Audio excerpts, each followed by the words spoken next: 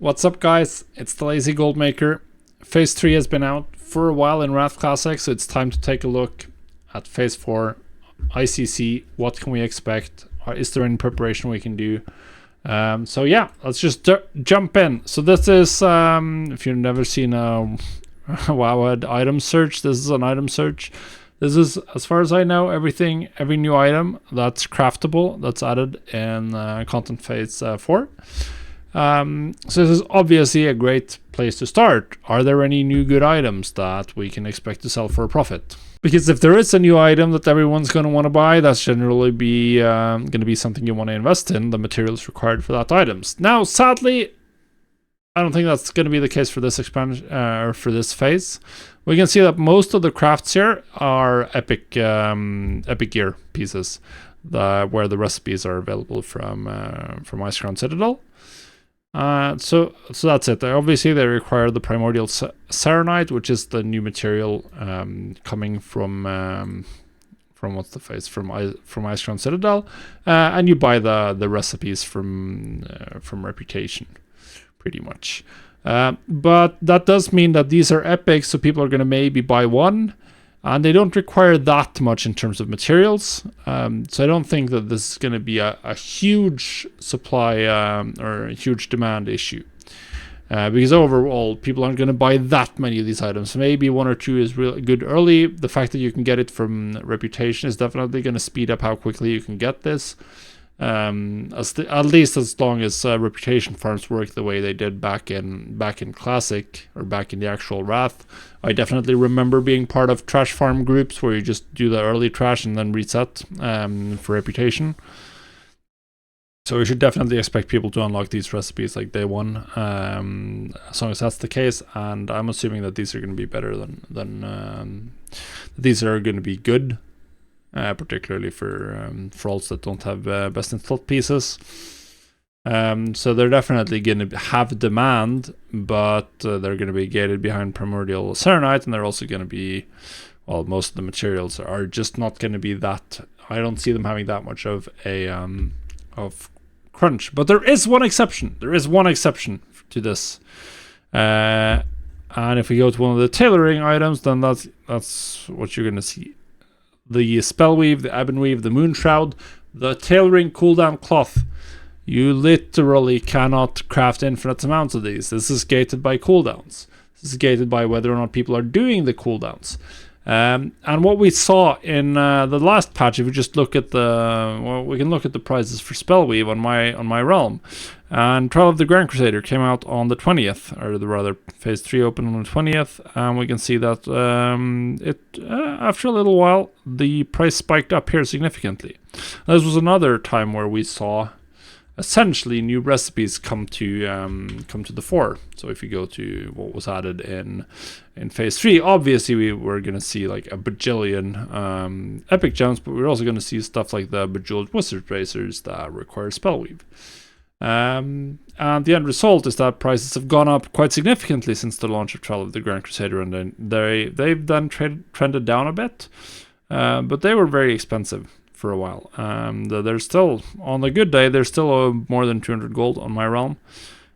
So yeah, just very, very strong. If we go to the EU market value, the blue line here, we'll see a similar story.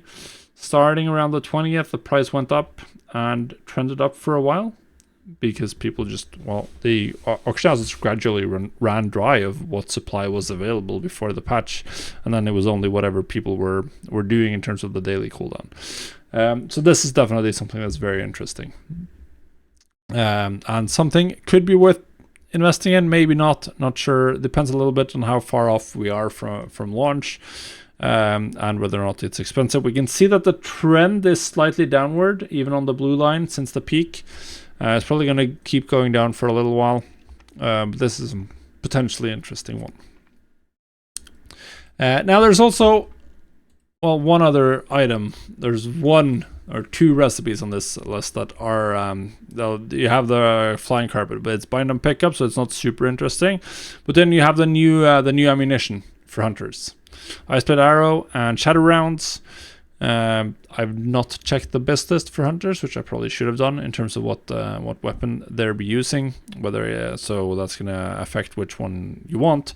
Ice Blade Arrow. This is for gnomish engineers, and the Shatter Rounds. This is craftable by goblins. And of course, since it's ammunition, this is something that hunters need or want. It's best. I sold a lot of ammunition in Classic, and yeah, they're very cheap. 2 crystallized shadow, 2 crystallized earth. If this is actually for 1,000 rounds, then I don't think this is going to be expensive ever, and it's not going to significantly change the crystallized earth. But if you can be the first one to market, maybe you can sell some for a high markup to hunters looking to just absolutely min-max their DPS. But yeah, this is quite interesting to just get this. If you're an engineer, get the ammunition, get them onto the auction house. Gonna be a consistent seller most likely, but once again, I don't see this as something that's going to bring in huge amounts of money, and obviously with the extremely low crafting cost, it's just not gonna be huge. Now, so overall, I don't think there's much to do in terms of preparation.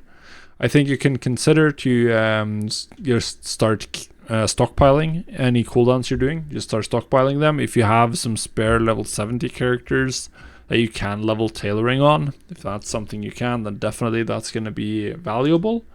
But there's nothing that really shakes up the game this time around. We're not getting anything like titanium prospecting in epic gems. This is mostly just BOEs, which are heavily tied to the raid, and that's it.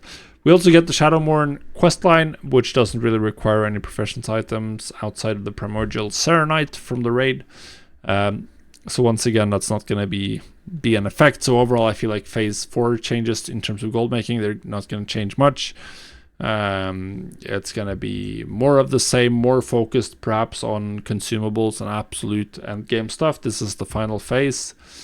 And people are going to want to speedrun everything to get whatever goals they have for the final phase of Wrath, essentially.